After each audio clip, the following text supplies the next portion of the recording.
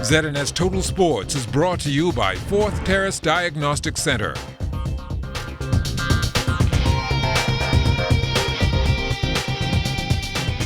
Welcome to sports, everybody. Bahamian rugby trying to make its presence felt internationally, and a major focus there is being put on the youth. We're building on the kind of progress from last year. We're trying to open this up though to any guys, girls that are under 19s, under 18s or under 17s on the island, maybe without that much rugby experience, but we're looking to kick on with the Olympic program. So the Olympic program now has sevens in it. That's really, really exciting. It's been in the last Olympics, will be in the next Olympics, and as a union we're looking to try and use sevens as the mechanism to increase rugby on the island. So what we've done is we've put that into our under 19s program. We've got a great tournament that is going over to Florida, Orlando, to play in tropical sevens, and that enables us to firstly highlight the ability, but also for the guys here on island there's scholarship opportunities, there's scouts that come to this tournament. So that's what's really exciting, is that we're trying to lift the clout of rugby on the island and give opportunities to the young kids. Bahamian golfer Devon Robinson on home soil this week as the Corn Ferry Tour's Great Abaco Open is being played at the Bahama course, and he admits he did feel a bit of pressure. I had some nerves early just because it's my first professional event. I had some friends and family come out to watch me, so the first shot was a little bit nervy. But after that I felt comfortable. The guys that I played with, I felt that were no better than me. I felt it was a good measurement to see where I am with my game versus theirs. So I know that at my best or even at my B game, I compete with them, which is I think the most that I'll be able to take away from this week. This is the second stop on the 2020 tour following the Great Exuma Classic last week at Sandals Emerald Bay. Some of the visiting golfers spoke about their experience so far. The island golf, it's not too crazy different. Exuma is a very tight golf course, and the wind was blowing about 40 miles an hour last week, so it's a little different, but otherwise the grass is still the same. The islands are beautiful, and I'm excited to be here in the Bahamas playing golf. So overall, it's not too crazy to change from one island to the next. It's not as windy as it was in Exuma, so the weather is a little different, but both great golf courses, and just happy to be here in Nassau. It's beautiful. It's kind of interesting because Exuma is kind of more, I guess, remote, where Nassau there's a lot more people, a lot busier, so it's kind of a different, I guess, vibe. The Great Abaco Open was moved to Bahama due to the destruction caused by Hurricane Dorian, and while golfers are happy to play here in the capital, they still have mixed emotions. Not being able to go to Abaco kind of stinks, and feel for all the people out there on that island. I played there the last 2 years, one of my favorite golf courses in the world. I was so sorry to hear that we wouldn't be able to go back there this year, and certainly all my thoughts and prayers are going out to the people of the Abacos after Hurricane Dorian. It's a bummer what happened to Abaco. Everybody loved that place, and hearts and prayers go out there, and hopefully we get back there sometime in the future there at Winding Bay and Marsh Harbor. The University of the Bahamas Mingoes playing their first match in the Bahamas Football Association's league on Sunday against the Western Warrior Titans. The Mingoes playing without two of their strongest players, and they gave up an own goal from Jervain Turnquest in the 8th minute of play. And keeper Aaron Munnings was kept busy making 6 of his 9 saves in the first half to keep the score at 1-0. In the 64th minute, the Titans would score again on a PK by Ronaldo Green to double their lead. The Titans wanted to keep a clean sheet, but the Mingoes were determined to find the back of the net, and thanks to some brilliant footwork from Rashawn Roll, UB was able to get on the board in the 79th minute. Mingoes looking for an equalizer in the final 11 minutes, but to no avail. UB falls 2-1. The league's changed a couple of rules, and I think it's for the benefit of all, and that is if you're not on time, then you can't play. And 2 of my senior players who would have added something to today's match weren't able to take field because they arrived late. But all that said, the guys stepped up and they played up, and they played a tough game today. For the season opener, we tried our best. We played the best that we could. Proud of our team that we had today. It's a learning curve. You learn from the mistakes that you made, and next game we go out and we make it a harder play and win the game, hopefully. Titans are previous champions, and certainly one of the guys who are going to be in the money at the end of the day.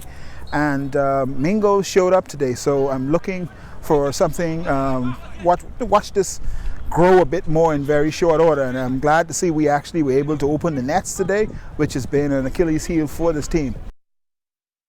From the college tennis beat, Aisha Shepard and the Jackson State Tigers getting 2020 off on the right foot with a 4-1 win over Eastern Illinois. Shepard team with Nina Zhang for a 6-4 win at number 2 doubles. Shepard also victorious at number 6 singles, 6-3 and love. Next up for the Tigers now, a trip to the Big Easy this weekend for a triple header. They play New Orleans, Loyola, and Tulane.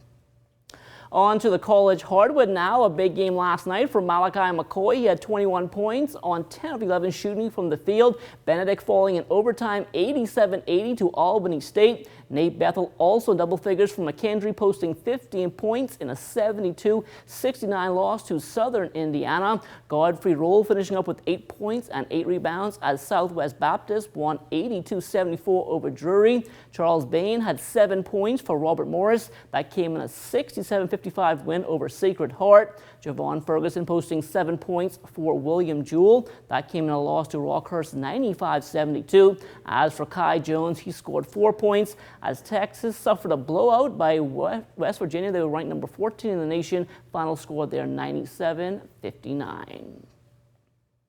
The dates have been announced for the 38th annual Hugh Campbell Basketball Classic. The ball will bounce February 17th through the 24th. All games this year being played at the AF Adderley Gym. Is the Mecca of Meccas. We are fortunate to have the stadium sometimes available to us, but unfortunately, due to the hurricanes and the disruption that was caused on the islands, the facilities are still being used to house a number of the refugees. And so we, in a sense, we are excited that we can have the tournament on one location and promote it as it should be promoted. And the AF Adderley community could actually benefit, where a lot of the kids from, even though it's a junior high school, traveling there has been a problem for them coming and watching the games. Yes, we want a bigger facility because it holds a whole lot more people, but the smaller the group, the more effective I think the tournament would be. I know it will affect our revenue to a large extent, but it is what it is. We got to do whatever best we can to accommodate the public. If it means that we have to erect a big screen on the outside, we're looking at a number of things to do to facilitate our customers. Now, one of the teams to look out for this year, looking to make some noise at the Hugh Campbell, will be the Bahamas Elite Sports Academy. We were traveling in December. We had a training session with 2 professional shooting coaches because I wanted my kids to get that international exposure. We played in 2 tournaments away. We did very well, extremely well. We have a young but very vibrant team this year. We're going to do well. We play independent schedule now, so we hand select our persons that we play. We try to travel to all the islands, playing different teams. We go in Turks and Caicos, we go in Trinidad. So we did a great recruiting class this year. I'm not going to talk much about it, but the Bahamas going to see this year what Bahamas Elite Sports Academy is about to offer. I can tell you it goes big as 6'9". So we are very good this year. We stayed under the cover, and we have some good pieces that came in, just trying to get themselves, academically ready for us. For us, it's always academic. So, we're doing well, and hopefully this year we'll have a great show inside the Hugh Campbell again, and move on to probably even win the championship. From the pro hardwood, Bahamian big man Dwight Colby on the move after starting the season with ITU Basket in Turkey. The 26-year-old has signed with Dynamo Sassari in the Italian League. Colby averaging 14.1 points and 7.4 rebounds in 15 games this season, and he's expected to strengthen the Italian side's front court. Dynamo currently sitting second in both the Italian League and the Champions League. DeAndre Ayton with another double-double last night, 25 points and 12 rebounds on 9 of 14 shooting from the field. After trailing by as many as 20, the Phoenix Suns coming up just short of completing the comeback. They lost 120-118 to the San Antonio Spurs. DeAndre and the Suns now 18-25 on the season. They're back out again tomorrow at home against the Indiana Pacers. One of the country's most promising young baseball pitchers realizing his true purpose after life threw him a change-up on full scholarship at Cochise College in Arizona. Lyndon Wallace suffering a career-ending injury, but instead of letting that define him, he saw it as an opportunity to switch course, and now he's a budding entrepreneur producing healthy beverages through his company, Quenchers. Baseball was my whole entire life. Everything I did, I tend to tie baseball to it. And there was a point in my life where I wasn't doing well in school. And as I got older, I started to realize that, hey, the next step from here is college. And I wouldn't be able to go to college and play baseball unless I have decent grades. And that's when I started to actually focus and study and do things to make me do what I want to do. So baseball taught me a huge discipline, and not being able to play that anymore kind of tore me apart. But I was able to carry that energy, what I used to practice and play for baseball, and pushed it into something else. And I am glad I was able to do that. And, losing that didn't keep me down. The Junior Baseball League of Nassau has seen steady growth over the past 31 years, and this season there's a special group of newcomers from Abaco who were relocated because of Hurricane Dorian. And has played a pivotal role in our adjustment coming here to Nassau because of the trauma and what took place in Abaco. We thought it was very important to get the kids involved in the program as quick as possible. And after being here for about a day or two and finding out the program and how beneficial it was for kids, and making sure they're taken care of to get their minds off of what took place, we thought it was best to come settle here and get adjusted to make it a part of our routine, our lives. That's a look at sports. The Bahamas Tonight comes back after the break. ZNS Total Sports is brought to you by 4th Terrace Diagnostic Center.